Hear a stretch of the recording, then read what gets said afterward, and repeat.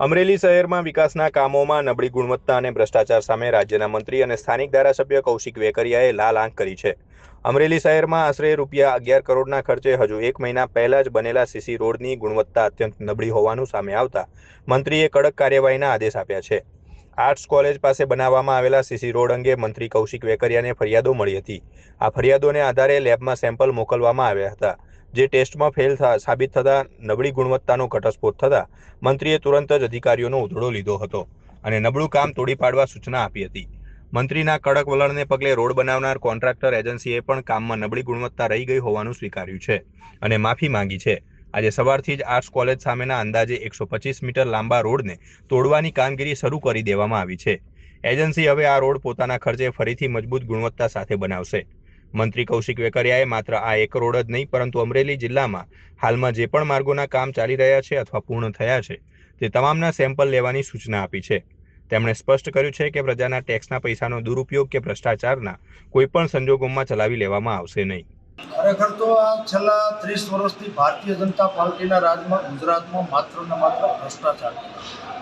સમગ્ર ગુજરાતની અંદર રોડ રસ્તા છે એ ક્યાંય સારા નથી. જે 3 વર્ષની ગેરંટી પીરિયડવાળા હોય, 7 વર્ષે રોડ નવો બનાવવાનો હોય તો 3 વર્ષની ગેરંટી પીરિયડવાળા રોડ 3 મહિના ટકતા નથી. જેના ભાગરૂપે અમરેલી શહેરમાંથી પસાર થતો લાઠી રોડ સંપૂર્ણ રોડ છે આરસીસીનો બનાવવામાં આવ્યો.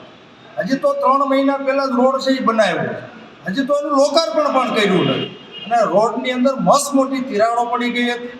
લોક ફરિયાદ અને વિપક્ષે જ્યારે અવાજ બુલંદ કર્યો ત્યારે ના છૂટકે પણ એ રોડ છે એ ફરીવાર તોડીને બનાવવાનું કામગીરી છે એ શરૂ કરવામાં આવી છે. જ્યારે કોન્ટ્રાક્ટરને કે સુપરવાઇઝરને પૂછવામાં આવ્યું કે ભાઈ આ રોડ શા માટે બનાવીને 3 મહિનામાં તોડવામાં આવ્યું, તો એ લોકો એવા જવાબ આપે છે કે ભાઈ સેમ્પલ ફેલ. તો મારે જે તે અધિકારીઓને કહેવું છે, નાયબ કાર્યપાલક ઇજનેર હોય કે કાર્યપાલક ઇજનેર હોય કે એસઓ હોય કે સાઇટ સુપરવાઇઝર હોય, તો સેમ્પલ ફેલ ગયા, રોડ બની ગયા તો અત્યાર સુધી શું કરતા?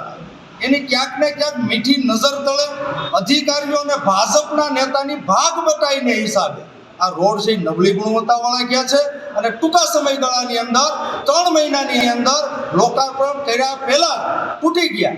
હવે અમરેલી શહેર, અમરેલી જિલ્લાની અને ગુજરાતની જનતા છે જાગૃત બની ગઈ છે.